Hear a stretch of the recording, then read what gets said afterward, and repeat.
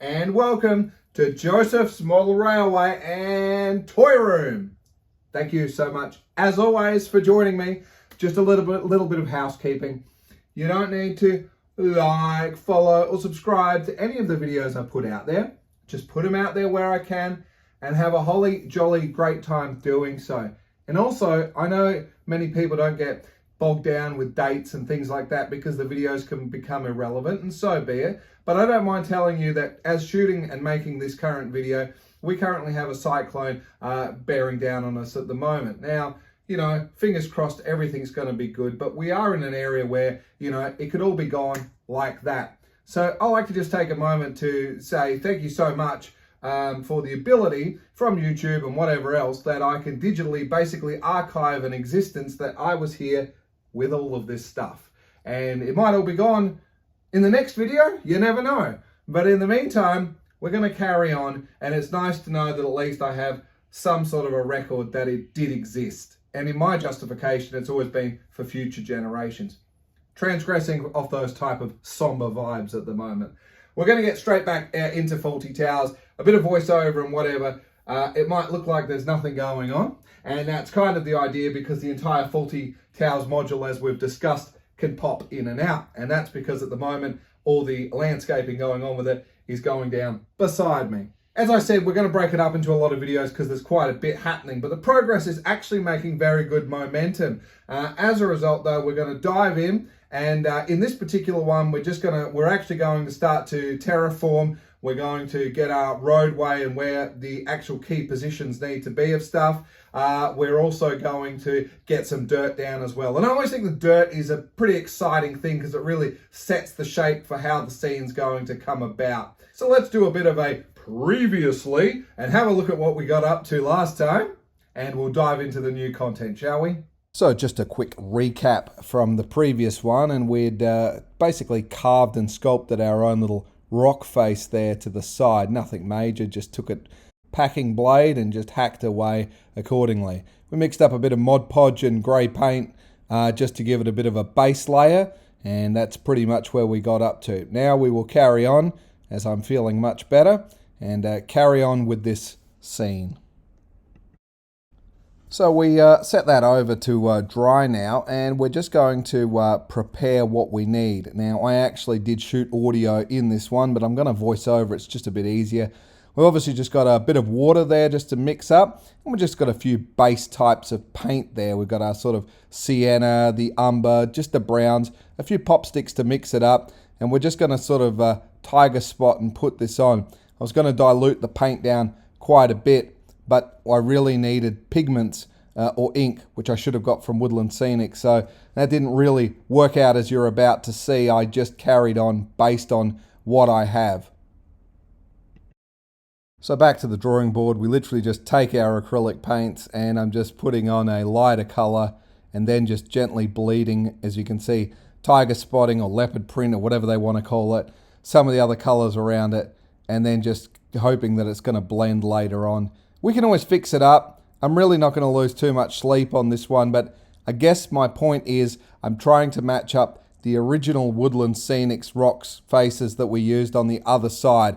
Doesn't have to be 100% because they're on opposite sides. You can never see the two, but I think we're roughly getting a similar color scheme here, as you can see. Mine in the small picture, theirs in the bottom. Ah yes, this walking trail was always going to be a bit of a tricky one. I need to carve and slope down, not look too aggressive, and I don't want to cut too much into the landscape, trying to keep that gentle elevation going. We're running out of space here, but as you can see, just the hot wire cutter, just take the time and create a bit of a natural looking walking slope that we're going to achieve here. It should turn out okay, and it'll partly be blended behind a lot of trees, but as long as we can try and get that texture right that you'd come rolling down on your mountain bike with or going for an afternoon stroll from the hotel, I think it's looking okay.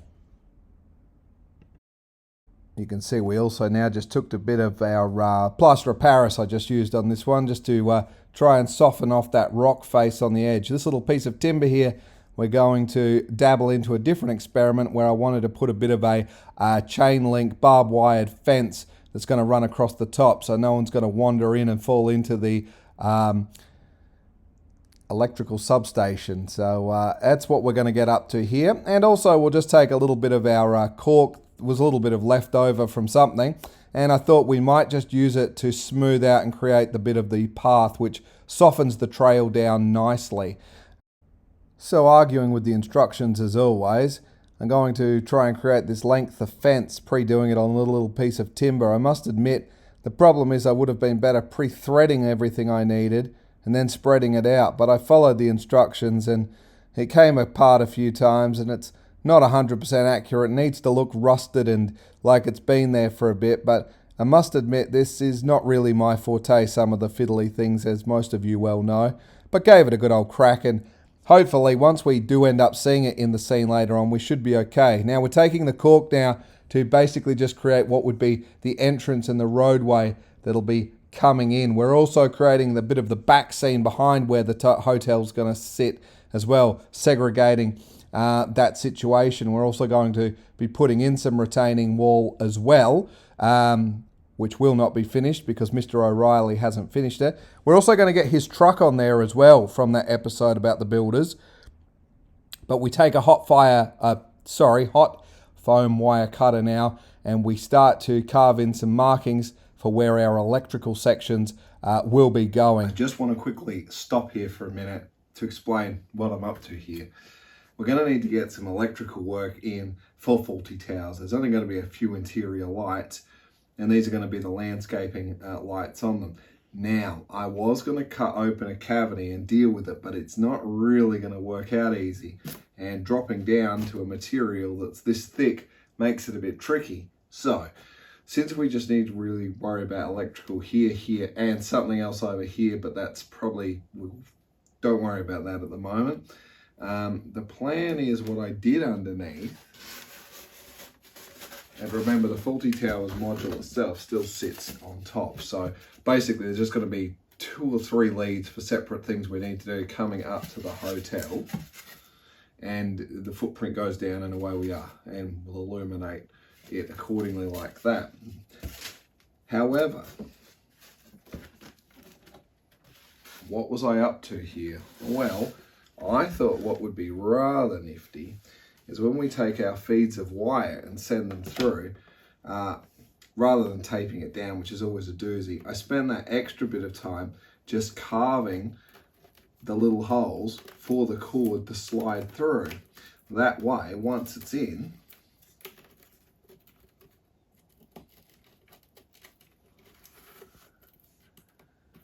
it gets to where we need, and it's all contained on that module. As you can see, we don't have to worry about when we lift it in and out that the cord is getting caught up or unbalancing it. So that's the theory anyway. I created routes for everything. I think there might still be 1 or 2 more I might need to just pre-provise, but at the moment I'm basically going to probably put tape down over it while we keep constructing it so it doesn't get all filled up with gunk as we start putting our smoother on the top of the road surface where I've started doing the potholes as per the picture. And we're still obviously going to have to dump the brown paint down and start building soil and the terrain around it. So it's going to get quite messy as a result. That's why this handy footprint will keep staying the way it is at the moment and coming on and off. So when I've done what I need, we can lift it off and always keep having that perfect footprint. And again, the same process again, once this is done and the hotel's done, we'll be putting it on its own concrete slab, so to speak. Won't be this piece, but the one you've seen me diddling with at the moment. So that way the hotel can be built, and then obviously there'll be a hole for the things. For the wires, we come in, connect in, and this is the plan we will go with. Just temporarily wired up one of these light hubs to these are the exact style of fluoro tube I'd expect to see on this sort of quiet lane that makes its way down into the hotel. So to minimize the wiring, I thought let's just see if we can have them all running on one circuit and we can put it together in one strip and drop it with one pair of leads. Well, that's my theory. I've just got it temporarily clumped together, just making sure we get the right light output from all 3. Fantastic. So once again, Woodland Scenics Just Plug system is just wonderful. They can all get clumped together into a connection, and we're all done, and they can run off of the one dimmer there. Although, not that one. We'll have something underneath. Let's carry on. Well, let us grab some brown paint now. And we're now with this little connecting scene with the roadway. We're just going to get a little bit of brown paint across the top now. Again, we're going to get a fence line that's going to run across, but it doesn't go the entire length. So where the petroleum depot is, I'm just going to extend it out with that plaster of Paris. And we're just going to put down some paint and a little bit of dirt, so it sort of softens it off a little bit naturally, that there's a top on top of that hill, so to speak, and opens up to the carved rock face they would have done to get that petroleum depot in action. There's no right or wrong here. I usually sprinkle dirt down if I can straight away after the paint. May as well use the paint as a bit of a glue. But I still do come back along, as you're about to see here, with some diluted PVA. I sit it on the right angle here, and then we can come in with some more dirt and build it up, let it soak away, and leave it for a couple of days. Just quickly, because I didn't really film this, I just wanted to talk about the fact I bought some of these retaining walls from Woodland Scenics, and I bought a section of 3. Now these are these hydrocal things. I was surprised paying just under about $30 a box here. You get a few of these, and I actually am only interested on the inside section of it, and I want it to look like timber for what we're doing with the fence around Fawlty Towers. But just a couple of tips which you didn't see. It looks sort of solid, but it actually is easy to cut. All you're going to need to do is mark a line where you need it to be. And even if it's this thick, because this is exactly how I've just snapped these off, take your blade, dip it into some water, and lightly just run it back a few times. I know it seems like you're doing nothing. Just a few little drag backs, and it'll just snap off perfectly. They are a bit rough on the side, so you will need to do a bit of work trimming them up. Now, these are the ones I'm going to need, but I'm not going to put them on yet. I also did just run an umber wash over it to bring that texture out. I'm not finished with this yet. Then I also took the concrete from Woodland Scenics, because I'm going to use that so it's on this side of the wall where the road is, and we're going to see the timber on the other side. Unfortunately, as you can see, I thought I could do it all in one hit, but this stuff will drink in the paint quickly. So where I put paint down before I came back and did it, it wasn't good. We're not finished with this, because until these are into the scene, then I'll tidy them up. But you can see it's not too bad, and that's literally just a bit of the standard wash. I don't think we're going to do any more on there, and we've obviously got just a few other pieces which will be, and we'll probably even paint these again slightly more of a white. And when it came to sanding, I just put the sandpaper down and I took the edges off. This is the section right here that I need just before the entrance, as we can see by this picture here. And that's what we're going to get up to. So these will be against the front. And then as you come through the car park, that's what you'd see on that side. And the rest we'll just use until we've used them up on the embankment going back as a fence. But I am pointing it out now. Keep working with the rest of our modules.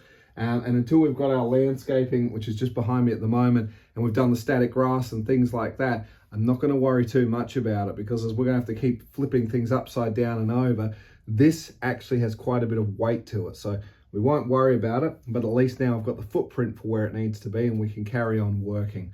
We'll tidy the rest up once it's in the scene with a brush. So we return with our Woodland Scenics Smooth It compound, similar to a plaster of Paris, but it really is a very easy and manageable and fast way to get what you need. And we're basically just doing the edges of the road, as you can see. We're also just mounting up our street lights onto a piece of timber and laid a bit of concrete down. Now we're coming back and just making sure we've got the back scenes ready to get, well, we haven't glued them on yet, but getting them assembled, because they're all going to now get dumped in dirt or painted in dirt and all the rest of it. So we've got a pretty much general sort of a tie-in now. Each section can keep being built, and it'll just sort of slot on and join up now. We don't have to worry about misalignment or anything like that. So we carve it, give it some texture.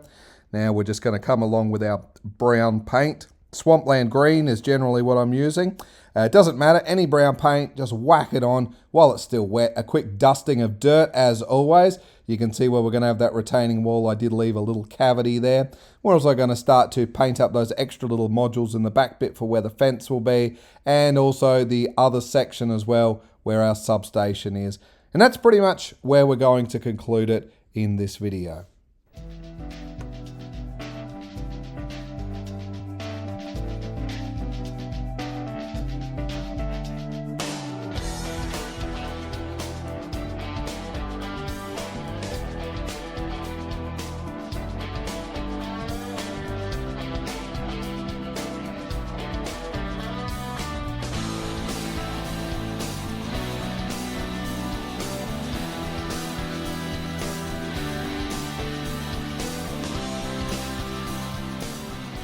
Well, girls and boys, ladies and gentlemen, thank you so much. We're going to wrap it up here. I think we've done very well. It's certainly not a 20 or 30 minute epic here. And you can see we're making some great progress. And obviously, as I'm shooting this, I'm already several videos ahead. So I can tell you the progress is really, really impressive, even from my standards, where it may not be the exact hotel when we're trying to aim for realism, but it will be recognizable. And I think that's all I want to really create, is that the average person that may walk into the room would turn around, and they may never have seen Fawlty Towers, but at least some people will turn around saying, hey, isn't that the building from TADA? And I think that's what the rest of the scene will be all about. And if nothing else, what a magnificent backdrop on this curve with the train going around. It really gives good segregation. On the cricket scene, you are on the other side with the golf course and the cricket at Noodle Junction. You're sort of forced and drawn in to look at it. But this I really like is because you've got a scene going on here, a scene here, here, and there, basically, and plus the overall. So 4 scenes I'm going to break out into, and I really think it's going to be quite its own little feature piece, so to speak. But that's going to do it as always, or it's going to get too long, I'm sorry. I will look forward to seeing you in the next one, where we will probably start carrying on and seeing a bit of the grass going down. There's going to be a lot of trees. As you can see, we've already repositioned a different type of tree here. There's going to be lots of trees to sort of encapsulate what I'm trying to do here. But I think it's going to be in a good way. And with the train line being on the outer side of it, we're not going to disturb anything. Usually it's the other way, like we've seen with the forest section where the train runs in the back line behind a tunnel. We don't even see the train. I like the idea it's framed up and we can see the train and the scenery. So looking forward to that. But please do stay safe. I'll look forward to seeing you in that next one. Toodles!